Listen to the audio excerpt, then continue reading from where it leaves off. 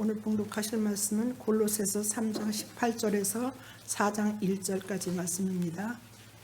아내들아 남편에게 복종하라. 이는 주 안에서 마땅하니라.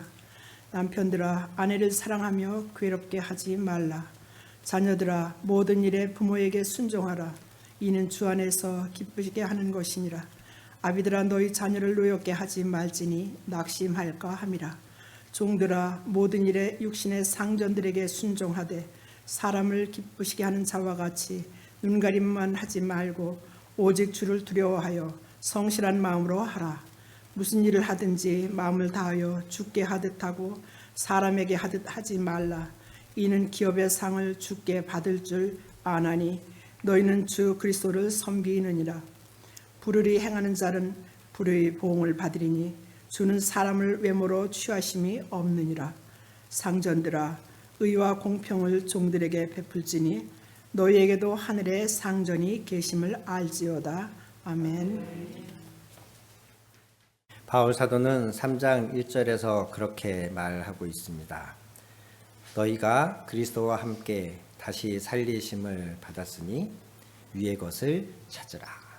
우리 그리스도인의 삶은 이 땅의 가치가 아니고 이 땅에서 추구하는 그런 것들이 아니고 위의 것을 찾으라.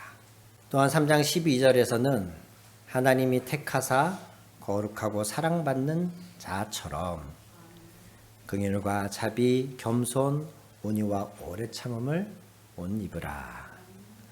그리고 3장 17절에서는 무엇을 하든지 말에나 일에나 다 주 예수의 이름으로 하라.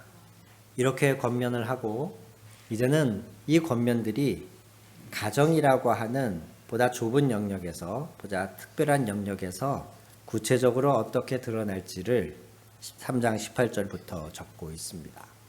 우리가 새 생명으로 위의 것을 찾는 자로서 가정에서는 어떻게 할 것인가?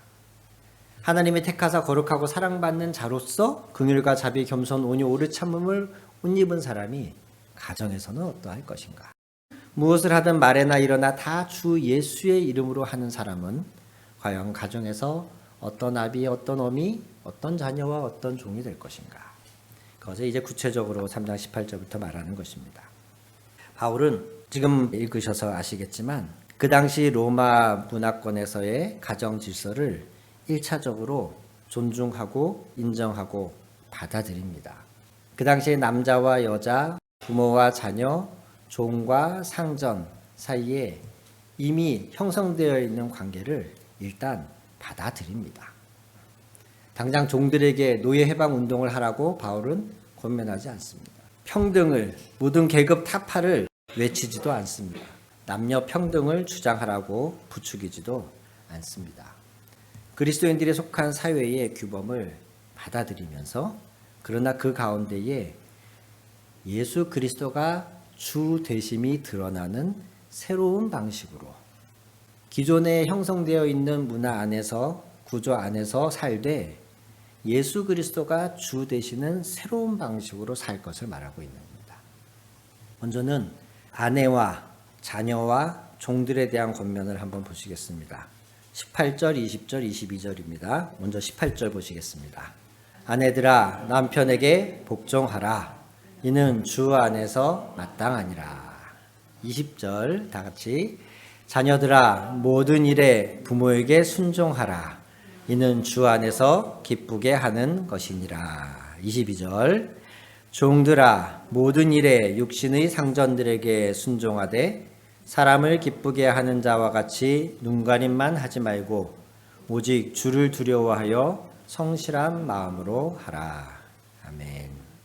아내와 자녀와 종들은 그 당시 로마 문화권 안에서 순종과 복종을 요구받는 사람들이었습니다.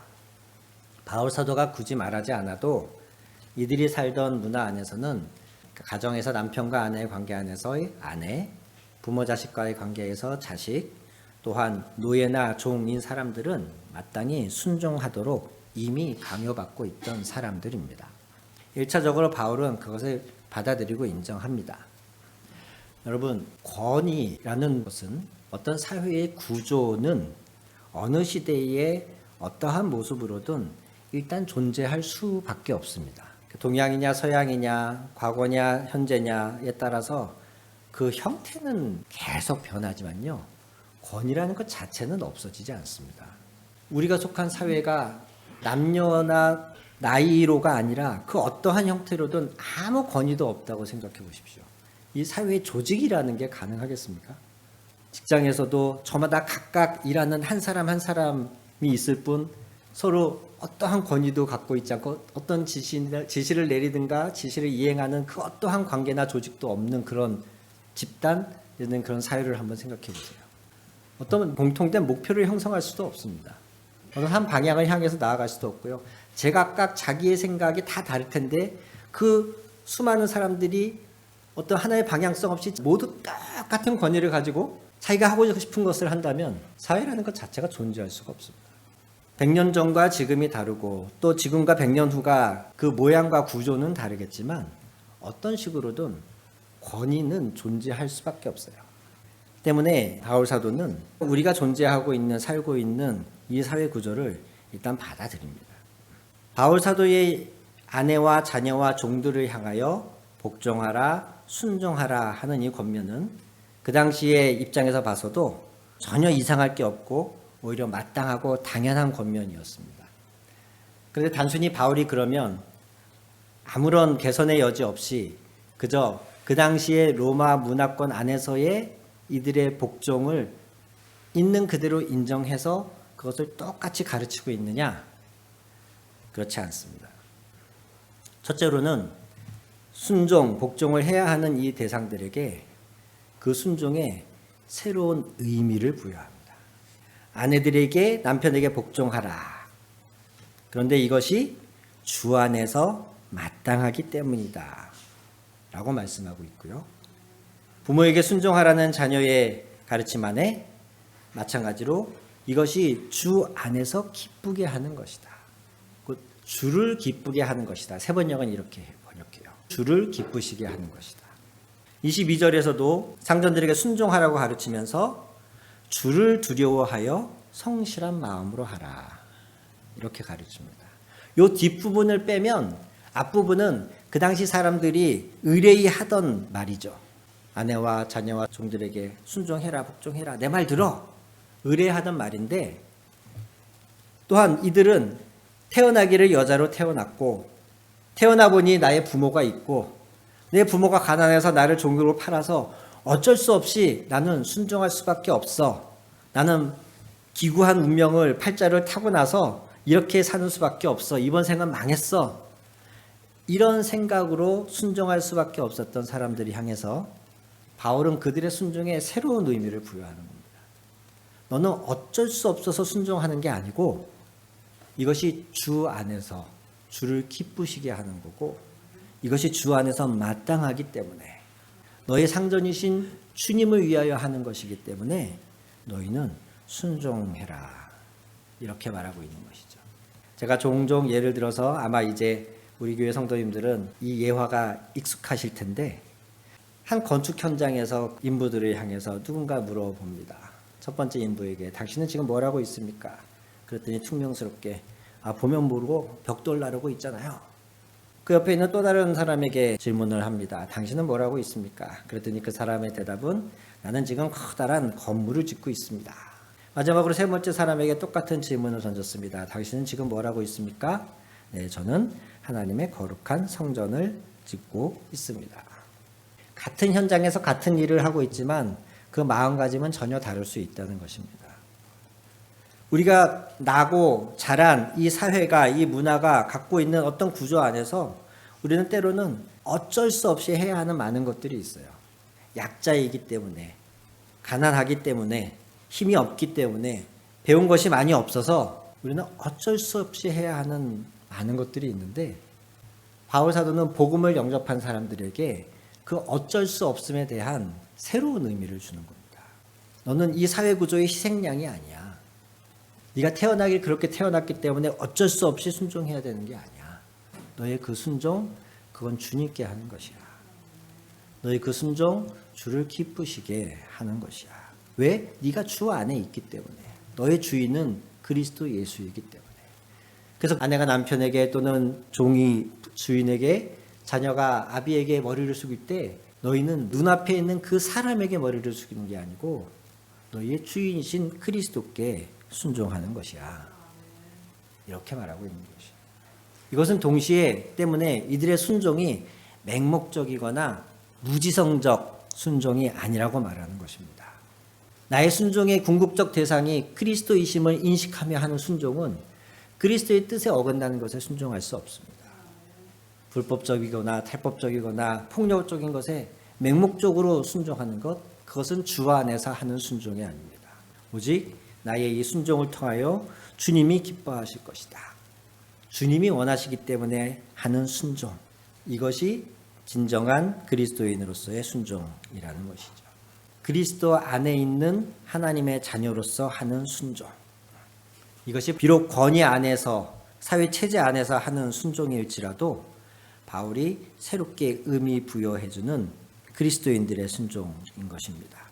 이것은 더 나아가서 종의 예에서 더 두드러지는데요. 종의 예를 한번 다시 볼 것일까요? 22절부터 종들에게 권면을 합니다.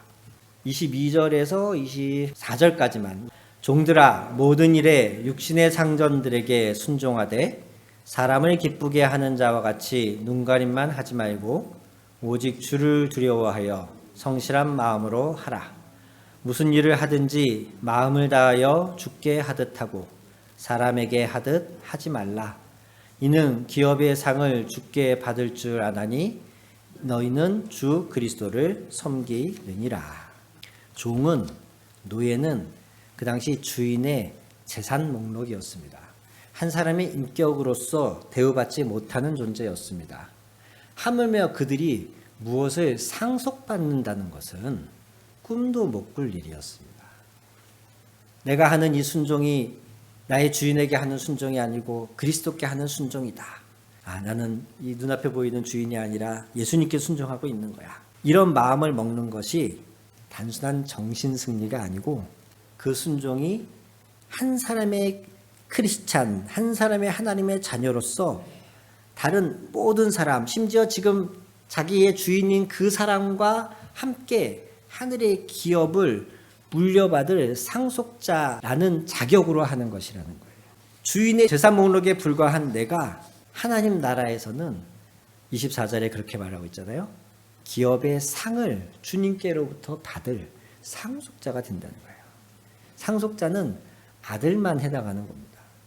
주인의 피를 나는 아들만 해당하는 것인데 감히 종으로서 주인에게 복종하고 있는 내가 주님께로부터 이 기업의 상을 받을 자라는 나 개인의 정체성의 변화로부터 나오는 순종이라는 것입니다.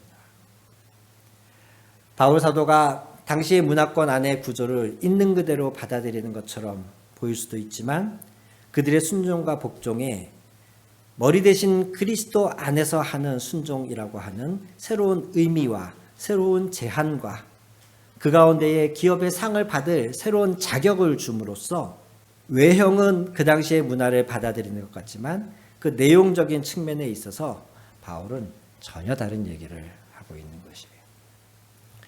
이것은 두 번째 대상인 남편, 아비, 상전들에 대한 권면에서 더 극대화됩니다. 세 구절을 한번 찾아서 읽어보시겠는데요. 먼저 19절 보시겠습니까? 남편들아 아내를 사랑하며 괴롭게 하지 말라. 21절 다 같이 아비들아 너희 자녀를 노엽게 하지 말지니 낙심할까 함이라. 4장 1절 상전들아 의와 공평을 종들에게 베풀지니 너희에게도 하늘의 상전이 계심을 알지어다. 앞에서 먼저 읽은 세 부류는 순종을 요구받는 사람들이었고 지금 읽은 세 부류는 상대적으로 그들의 순종을 받는 권위자들입니다. 그런데 가만히 보시면 이 세 부류는 사실 한 대상에게 집중이 되어져요. 가정 내에서 남편이라고 하는 사람은 곧 자녀들의 아비이고 그들은 종들의 상전 주인입니다. 바울 사도가 골로새서에서 말하고 있는 이 가정규범, 가속규범은 사실 이들을 대상으로 하고 있는 거예요. 가정 내에서 최고 권위자라고 그 당시에 여겨지던 남성 가장. 가정 내에서 남성 가장은 곧 왕이었어요. 실제로 아리스토텔레스는 그런 말도 합니다. 자녀들을 향하여서 부모에게 순종해라 이런 말을 할 때에 아리스토텔레스는 가정 내에서 아버지는 왕과 같은 권한을 가지고 있다. 이렇게 말하거든요. 앞서서 아내와 자녀와 노예를 향해서는 그래도 그 당시에 익숙한 권면을 하죠. 순종해라. 그런데 가정이라고 하는 작은 세계 안에서 최고의 권위를 가지고 있는 남편, 아비, 상전들을 향해서 바울 사도는 굉장히 그 당시의 입장에선 혁신적인 요구를 합니다. 남편들아 아내를 사랑하며 괴롭게 하지 말아라. 로마 문화권 안에서 가정 규범을 얘기할 때 아내에게 순종을 얘기하면 그 다음에는 당연히 무엇이 따라 나왔냐면 남편에게는 아내를 잘 다스리라는 권면이 나왔습니다. 아내여 남편에게 순종해라. 남편아 아내를 잘 다스려라. 근데 바울은 지금 그 논리를 깨는 거예요. 아내에게는 순종을 이야기했지만 남편들을 향해서는 다스려라가 아니고 아내를 사랑해라. 아내를 괴롭게 하지 말아라. 이렇게 말하면서 남편의 권리가 아니라 아내를 돌볼 의무에 더 무게를 두고 이야기하고 있습니다. 심지어 에베소서 5장 25절에서는 이러한 남편의 사랑이 어느 정도여야 하냐고 말하냐면 그리스도께서 교회를 사랑하시고 그 교회를 위하여 자신을 내어주심 같이 그리스도가 목숨을 희생하여 교회를 사랑하신 것 같이 남편도 아내를 사랑해라. 이건 그 당시에 유대인도 로마의 헬라인 어떤 이방인도 들어보지 못한 남편에 대한 권면입니다.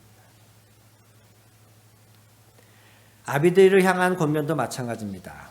아까 말씀드린 것처럼 가정 내 왕처럼 군림하던 이 남성 가장은 아내뿐 아니라 자녀들도 잘 교육시키고 잘 가르치고 다스려야 한다고.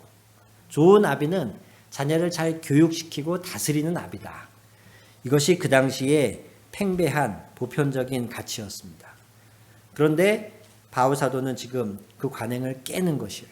잘 가르쳐라. 버르장머리 잘 가르쳐라. 이렇게 말하고 있지 않아요.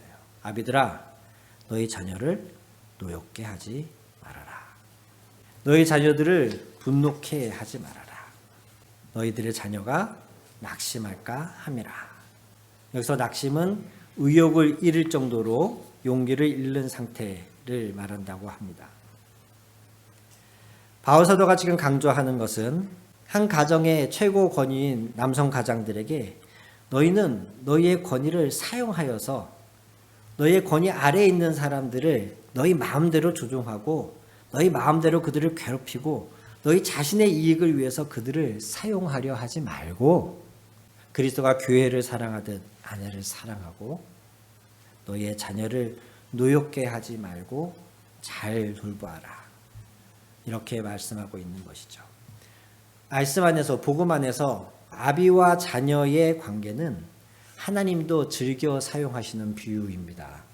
하나님이 이스라엘 백성을 택하신 이후에 종종 그들을 나의 자녀라고 말씀하시거든요. 시편 103편 13절에 보면 아버지가 자식을 긍휼히 여긴 같이 여호와께서 자기를 경외하는 자를 긍휼히 여기신다. 이렇게 말씀하셔요. 하나님 스스로 이 비유를 좋아하셔요. 나는 아버지, 너희는 나의 자녀. 그리스도인 아비들은 이 하나님 아버지의 마음을 닮아야 한다는 것이에요. 심지어 이 아버지는 자녀로부터 받는 모욕과 배신조차 감내하는 아버지입니다. 예수님의 비유에서 그 아비는 둘째 아들이 자신을 향해서 아버지 유산 내놓으세요. 내가 두 눈 시퍼렇게 뜨고 살아있는데도 아버지 유산 내놓으세요 할 때 기꺼이 내어주는 아버지. 그리고 그놈이 그 재산 다 탕진하고 거짓거리 돼서 돌아오는데도 그걸 맨발로 나가서 환영하고 집에 다시 드리는 그 아버지. 성경에서 반복적으로 보여주는 그 백성을 향한 하나님의 아비된 마음과 예수님이 예를 들어주신 그 탕자의 아비의 마음, 그것이 곧 그리스도인 아비된 사람들의 마음이어야 한다는 것입니다. 자녀를 자신의 수중의 도구처럼 여기고 돈벌이의 수단으로 여기고 심지어 마음에 안 들면 자식을 팔기까지 하던 그 당시의 문화 안에서 이것은 굉장히 놀랍고 혁신적인 선언이에요. 너희 자녀를 노엽게 하지 말아라. 너희 아비라고 하는 권위를 그딴 식으로 사용하지 말아라. 마지막으로 그들이 상전됨에 대해서도 동일하게 말씀합니다. 상전들아, 의와 공평을 종들에게 베풀어라. 여기서 공평이라는 단어는 공평이라는 의미와 동시에 평등으로도 번역할 수 있는 단어입니다. 설마 그 당시에 바울 사도가 상전들을 향해서 노예를 부리고 있는 주인들을 향해서 너희와 너희가 부리고 있는 노예가 사실은 평등하다. 와, 정말 이렇게까지 말했다면 이건 굉장히 놀라운 인권적 선언이죠. 과연 골로새서를 직접 받아서 읽고 있었어요. 2000여 년 전 이 교인들은 이 단어를 어떻게 받아들였을까? 그것을 우리가 지금 다 알 수는 없지만 자신의 재산 목록의 하나로 종을 대하던 상전들을 향하여서 의와 공평을 베풀라는 이 바울 사도의 가르침은 상당한 거부감을 일으킬 수도 있었고 그 당시 상식에서는 도저히 받아들일 수 없는 가르침이었을 것입니다. 그럼에도 불구하고 바울 사도는 너희들의 노예를 너희들의 종을 대할 때에 의와 공평으로 대해라 또는 평등하게 대해라 이렇게 말하고 있는 것이죠. 그러면서 그렇게 해야 하는 근거를 대기를 너희에게도 하늘에 상전이 계시기 때문이다. 너희 역시 그리스도 주 앞에서는 종일 뿐이다. 이 얘기를 하고 있는 것입니다. 이미 바울 사도는 3장 10절과 11절에서 그렇게 얘기했었습니다. 새 사람을 입었으니 이는 자기를 창조하신 이의 형상을 따라 지식에까지 새롭게 하심을 입은 자니라. 거기에는 헬라인이나 유대인이나 할레파나 무할레파나 야만인이나 스구디아인이나 종이나 자유인이 차별이 있을 수 없나니 오직 그리스도는 만유시요 만유 안에 계시니라. 아멘. 종이나 자유인이나 차별이 있을 수 없나니. 바울 사도는 큰 그림 안에서는 이미 남자든 여자든 종이든 자유인이든 유대인이든 이방인이든 문명화된 로마의 시민이든 그렇지 않은 야만인이든 할 것 없이 복음 안에서는 모두가 새 사람이고 모두가 차별이 없다. 바울의 큰 그림 안에서 개개인을 향한 마음은 이렇습니다. 그러나 우리가 실제로 발을 딛고 살아가고 있는 이 땅에는 어쩔 수 없이 어떤 구조가 조직이 문화가 형성되어 있기 때문에 그 안에서 바울 사도는 권위를 인정하면서도 그러나 그 권위가 마땅히 사용될 때에는 그리스도께 하듯 그리스도 안에서 하듯 심지어 그 권위를 사용하는 자 스스로 나는 그리스도의 종이다 라는 마음으로 그 권위를 사용하라고 요청하고 있는 것입니다. 이 구절들을 근거로 대면서 복음이 또는 기독교가 노예 제도를 인정한다 이렇게 말해서는 안 됩니다. 노예 해방을 선언하고 있지는 않지만 복음을 제대로 받아들이는 사람이라면 그 누구도 과거처럼 자신의 노예를 종을 학대하거나 재산 목록처럼 여길 수는 없게 되는 것. 그게 복음이 가져오는 노예 해방의 방편이고 과정이었던 것이에요. 이것을 우리가 엿볼 수 있는 것은 바울이 주인으로부터 도망 나온 오네시모라는 사람을 위해서 빌레몬서를 기록하는데 빌레몬은 사람의 이름이고요. 오네시모라는 종의 원래 주인입니다. 그런데 빌레몬은 크리스찬이었고 바울과 교제가 있는 바울로부터 복음을 전해들은 사람이었어요. 그런데 그의 종인 오네시모가 도망 다니고 어떻게 하다 보니 하나님의 인도하심이었겠죠. 옥중에 있던 바울을 만나게 되고 그 옥중에 있는 바울을 보살피면서 바울로부터 복음을 전해 듣게 됩니다. 심지어 이 오네시모가 복음을 너무 잘 받아들이고 바울을 잘 섬기니까 빌레몬서 1장 10절에 감옥에서 낳은 나의 아들 오네시모 바울이 이렇게까지 표현해요.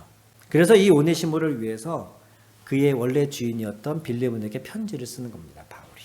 바울은 빌레몬도 알고 지금 오네시모도 알잖아요.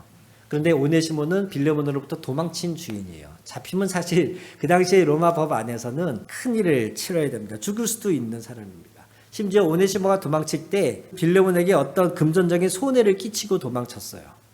바울은 모른 척하고 그냥 오네시모를 데리고 있을 수도 있었지만 그는 그리스도 안에서 이 둘의 관계가 잘 풀리기를 원합니다.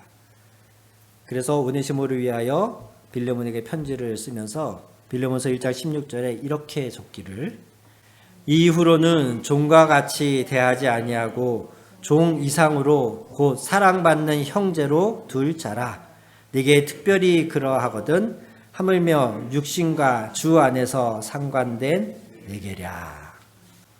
원래 종이었던 사람을, 그것도 나에게 금전적인 불이익을 끼치고 도망친 종을 지금 어떻게 하라고요? 그냥 용서해줘라 이것만으로도 대단한데 이젠 종이 아니라 사랑받는 형제로 여기라고 말합니다. 그 당시의 상식으로는 도저히 납득할 수 없는 그런 제안이에요. 이런 바울을 두고 바울의 노예제도를 옹호했다? 기독교는 노예제도를 지지한다? 이렇게 말해서는 안 되죠. 우리가 가지고 있는 사회를 바라보는 관점으로 복음을, 기독교를 해석하려고 하니까 그런 오해를 낳게 되는 겁니다. 아내들에게 순종을 요구하니까 시대착오적이다 라고 말하거나 해서는 안 되는 것이에요. 우리나라에 복음이 처음 들어왔을 때에도 금상교회라는 곳에서는 굉장히 많은 땅을 가지고 많은 재산을 가지고 있던 조덕삼이라고 하는 분이 복음을 영접하게 되면서 데리고 있던 그 일가가 종까지 모두 복음을 영접한 뒤에 함께 신앙생활을 했는데 종이었던 이자익이라고 하는 사람이 자기보다 먼저 교회에서 장로로 세워집니다. 금상교회 조덕삼 장로님처럼 자기의 종이 먼저 장로가 됐는데도 그 장로를 잘 섬기고 심지어 이 이자익 장로가 나중에는 신학을 해서 목사가 되어 그 교회에 부임을 하는데 자기는 장로, 종으로 있던 이자익은 목사. 이 관계를 있는 그대로 받아들이고 아니 심지어 이분이 신학 공부할 수 있도록 후원해 준 게 이 조덕삼 장로님입니다. 그리고 이분이 목사로 부임했을 때 잘 섬기고 돌아가실 때 유언까지 하기를 자기의 자녀들을 향해서 이자익 목사님을 잘 섬겨서 교회를 잘 섬겨라 라고 유언까지 남기신 사례들. 이재형 대감이라고 하는 그 이시조선 왕손이기도 했는데 이재형 대감의 마부로 있던 엄기원이라는 분이 있습니다. 그 당시에 영수라는 직책이 있었어요. 장로와 비슷한 또는 장로의 뭐 직전 단계라고 할까요? 그 교회에서 나름 영적으로 존경받을 만한 그런 분을 영수라고 불렀는데 이 엄기원이라고 하는 분은 이재형 대감의 마부였어요. 어느 날 이 엄기원 영수가 자신이 모시는 대감에게 어르신 예수 믿으십시오. 그런 거예요. 그러니까 이재형 대감이 어처구니가 없어가지고 고작 내 말이나 모는 마부 주제에 자신한테 예수를 전하는 것이 너무 어처구니가 없어서 야 이놈아 네 놈이 예수를 믿으면 너 같은 천한 것이 나같이 양반이라도 된단 말이냐? 예수 믿으면 뭔가 그런 신분 상승이 일어나냐? 예수 믿으면 돈 많이 버냐? 예수 믿으면 뭐 자녀가 잘 되냐? 뭐 이런 식의 그런 마인드였던 거죠. 예수 믿으면 네가 양반이라도 된다더냐? 그때 이 엄기원 영수는 대답합니다. 나으리 예수 믿는 것은 그런 것이 아닙니다. 제가 예수를 믿으면 마부 일을 더 잘하게 되는 것입니다. 이재영 대감은 자신의 부인이 먼저 교회를 나가게 되고 또 이 엄영수의 전도 더불어 자기 자신의 어떤 개인적인 큰 어려움에 부닥치면서 나중에 승동교회에서 예수를 믿게 됩니다. 그리고 이분도 나중에 신학을 하고 이 승동교회 목사로 부임하게 되죠. 이재영 대감이 승동교회 목사로 부임했을 때 장로가 바로 이 엄기원 장로님이셨어요. 이 두 분이 마지막까지 합력하여서 교회를 잘 섬기셨다는 기록이 있습니다. 왕손이 마부의 전도를 받아서 복음을 믿게 되었고 나중에 목사가 된 이 왕손이 그 마부와 함께 합력하여서 교회를 섬기는 것. 엄영수 마부가 복음을 받은 뒤에 모든 사람은 하나님 앞에서 다 평등해. 이런 가치관이 생겨가지고 나는 이제 독립하겠어. 더 이상 당신의 마부 노릇을 하지 아니할 거요. 지금부터 내 신분을 상승시키기 위해서 그리스도 예수의 이름으로 할 수 있거든요. 무슨 말이냐. 나도 양반이 될 수 있다. 이렇게 해서 그가 한국 기독교에 업적을 남긴 것이 아니고 마부인 사람이 복음을 잘 받아들였더니 전에는 어쩔 수 없이 입에 풀칠하기 위해서 태어나기를 마부로 태어나서 그저 마부 짓 할 수밖에 없었던 사람이 이제는 이것을 그리스도의 사명으로 알고 자신 앞에 주어져 있는 사람을 주님을 섬기듯이 하는 마음으로 마부 노릇을 더 잘하게 되었다는 거죠. 그리고 그 결과로 그 콧대 높던 왕손도 그리스도 예수를 영접하게 되었고 예수 그리스도를 그 양반이 왕손이 영접하고 났더니 그 역시도 그 당시 세상 사람들이 사용하던 식으로 왕손의 권위를 사용하는 것이 아니고 자신이 대리던 종에 불과했던 사람을 장로로 같이 모시면서 한 교회를 일궈냈다는 이 이야기. 복음은 그래서 인권 운동이나 계급 타파라는 식으로 이해해서는 안 됩니다. 복음은 우리의 일상에 그리스도가 들어오셨을 때에 우리가 어떻게 반응할 것이냐에 대한 문제예요. 내가 권위 아래에 있는 사람이든 또는 그 권위를 가진 사람이든 그 누구나 우린 모두 하늘의 상전 앞에 종일 뿐이며 그 하늘의 상전을 섬기듯 나의 상전을 섬기고 내 남편을 내 부모를 섬기고 그 하늘의 상전 아래에 내가 있듯 내 권위 아래에 있는 사람을 위하여서 내 권위를 그들에게 이롭게 사용하는 것. 이것이 복음이 가져온 변화이고 우리 그리스도인 가정 또는 그리스도인 사업체 안에서 이루어져야 될 변화인 줄로 믿습니다. 핵심은 그것이에요. 그리스도가 내 안에 또는 우리 가정 안에 오신다면 그리스도가 우리 가정의 주인으로서 우리 한 사람 한 사람을 컨트롤하신다면 나는 어떻게 반응할 것인가? 나는 나에게 주어진 이 권위를 그리스도를 주인으로 모신 사람이라면 이것을 과연 이전처럼 그저 막무가내로 다른 사람들이 하듯 그렇게 동일하게 사용해도 괜찮은 것인가? 자기 자신을 돌아보게 되어지고 각 사람이 그리스도께 순종함으로 우리는 하나님의 나라를 이루어가는 것인 줄 믿습니다. 이 말씀이 저와 여러분이 속한 가정 안에 실제가 되어짐으로써 하나님의 뜻이 하늘에서 이루어진 것 같이 우리의 가정 안에도 이루어지기를 간절히 소망합니다. 아멘. 같이 기도하시겠습니다.